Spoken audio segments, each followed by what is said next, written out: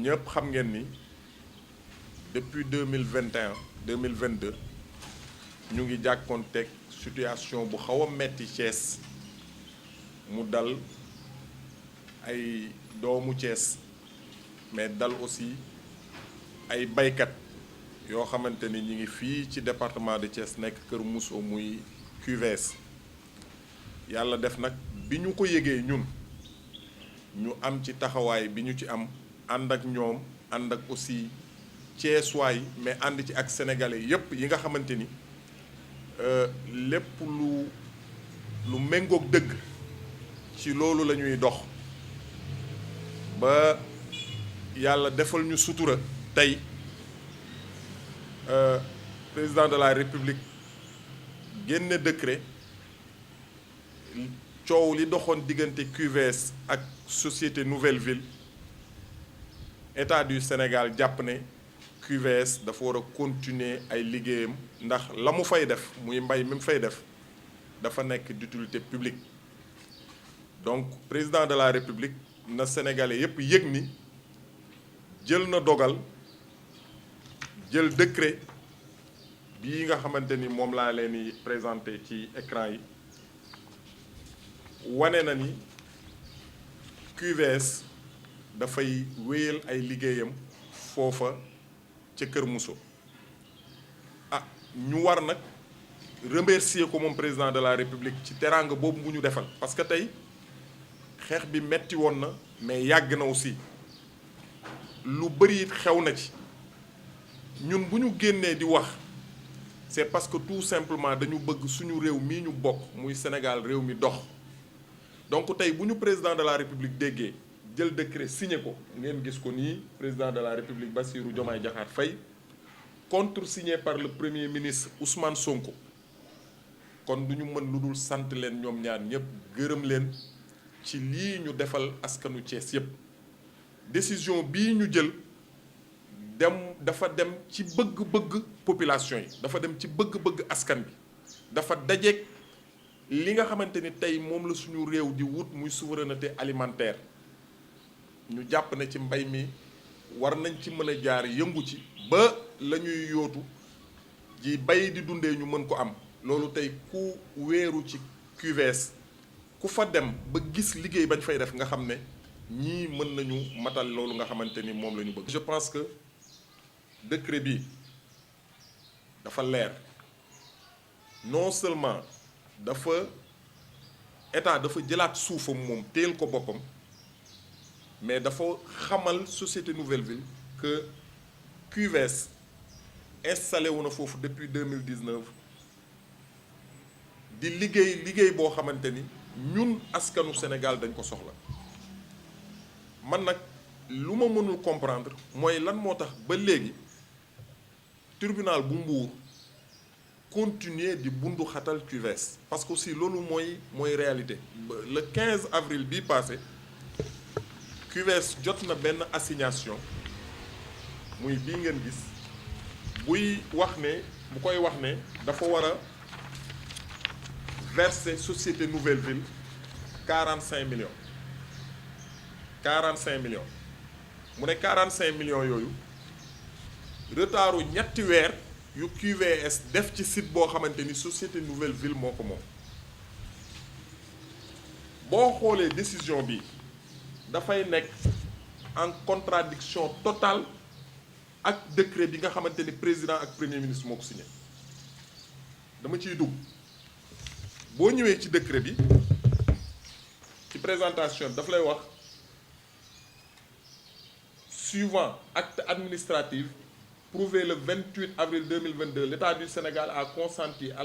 la société Nouvelle Ville en vue de la réalisation d'un programme immobilier en bail sur un terrain d'une superficie de 110 hectares. Toutefois, il s'est avéré que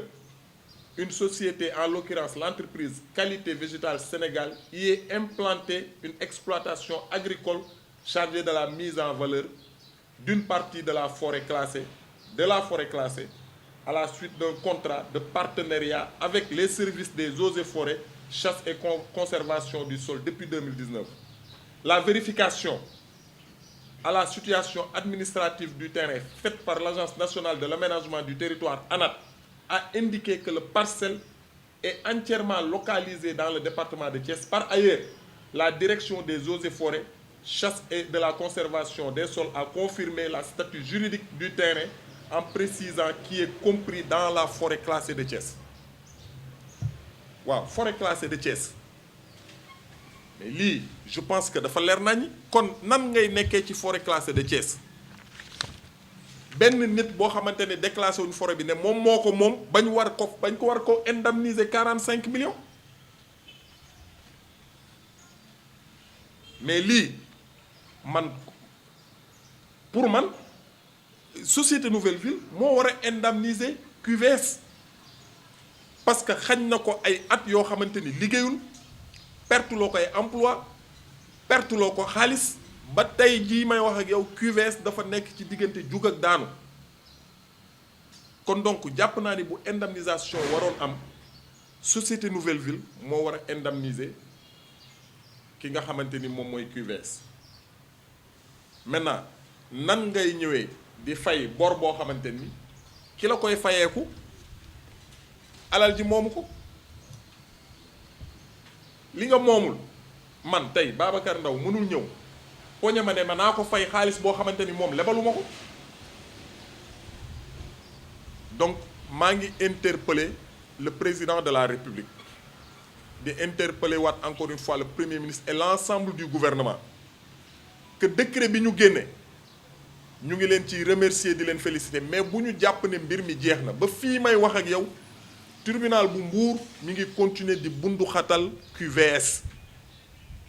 ñu ngi leen di demander ñu fay 45 millions yoo xamante ni décret bi leeralal na ni foofu ñu jox QVS bokkul ci forêt classée de Thiès la bokk